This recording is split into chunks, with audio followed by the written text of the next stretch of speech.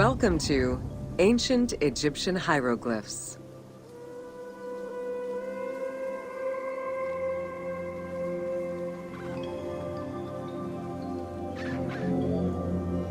Hieroglyphics were used as sacred writing, appearing on monuments, statues, and sacred papyrus texts.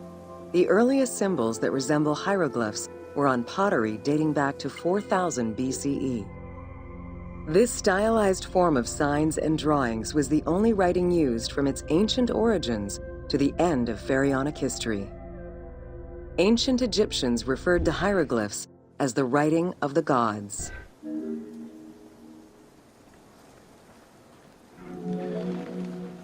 Considered a difficult language, it was intended for pharaohs, nobility, and priests, and meant to be used in ceremonies, within tombs, and for government records.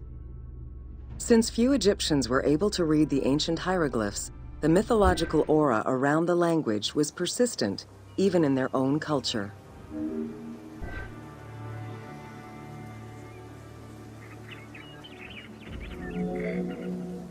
The structure of hieroglyphs offers insight into Egyptian culture, not just in what the translations say, but in the structure of the symbols themselves.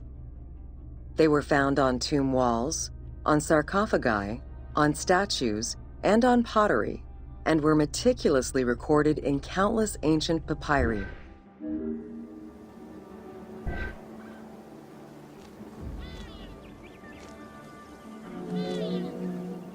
In many temples, priests would perform rituals and daily offerings. These were accompanied by hieroglyphs used as spells. In tomb paintings, the hieroglyphs are represented with formulas to recite. These spoken words were meant to be spells which would allow the deceased to benefit from the offerings for all eternity. Spells and offerings were also written for the living, to enhance medicines and cure illnesses.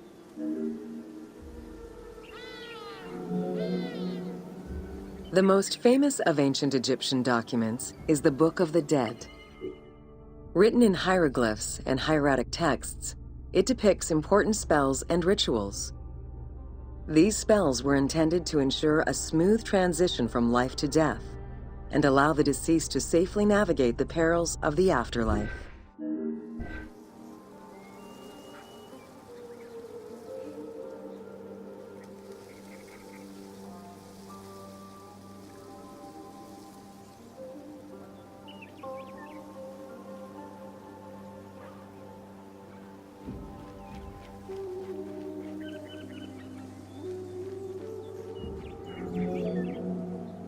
Even after it was deciphered, the reading of hieroglyphs remained difficult at times due to the many directions in which they can be read.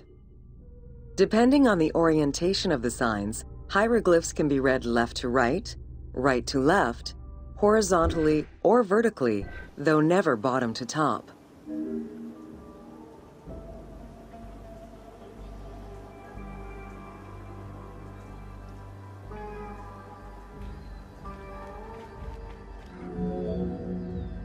A clue on which way to read is to first notice which direction the figurative signs are facing. If a pictogram is looking to the right, then the reader is meant to start from the right and read towards the figure. Column text on a papyrus begins from the right, then goes top to bottom for each column.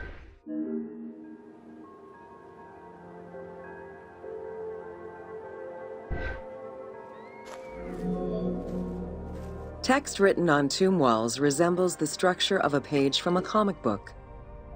The text can be placed in front, behind, or above the character, and its symbols look in the same direction as the character. Another clue is that the name of a god or hieroglyphs meaning gods or kings are always written before the descriptive text.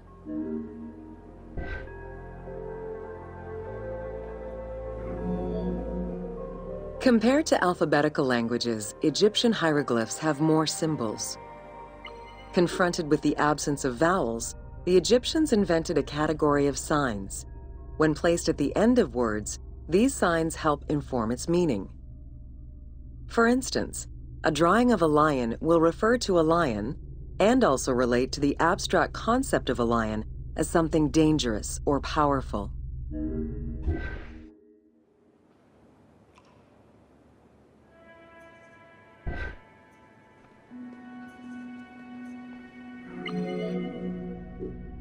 Middle Egyptian hieroglyphs contained a little more than 700 signs.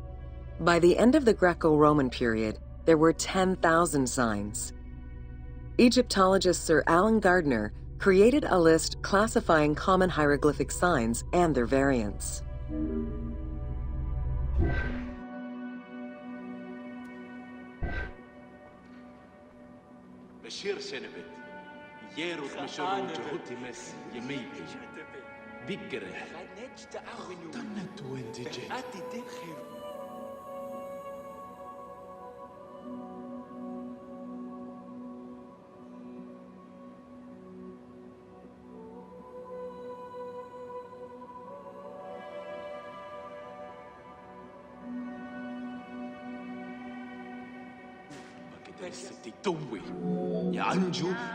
Ancient Egyptian languages have many similarities with Asian and African languages. They have evolved in similar ways to the various forms of written Egyptian. These languages belong to the Hamito-Semitic group. There were 5 clear evolutions in the Egyptian language.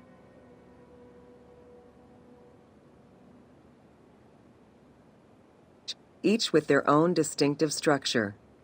These languages are known as Old Egyptian, Middle Egyptian, Late Egyptian, Demotic, and Coptic. Coptic is the only living language that allows linguists to define the vowel structure and to distinguish different dialects.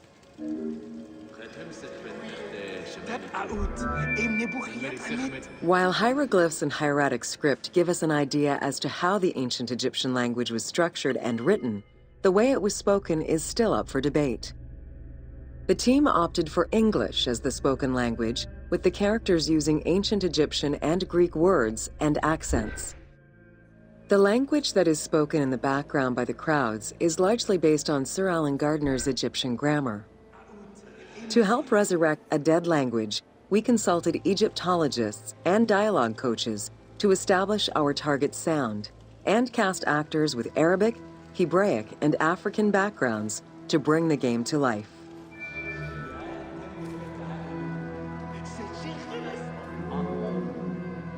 After Alexander the Great's arrival in Egypt and the establishment of his reign, Greek became the language used by the governing bodies. The inability to read hieroglyphs caused resentment among the Greek population. It's from this tension that the Rosetta Stone was created.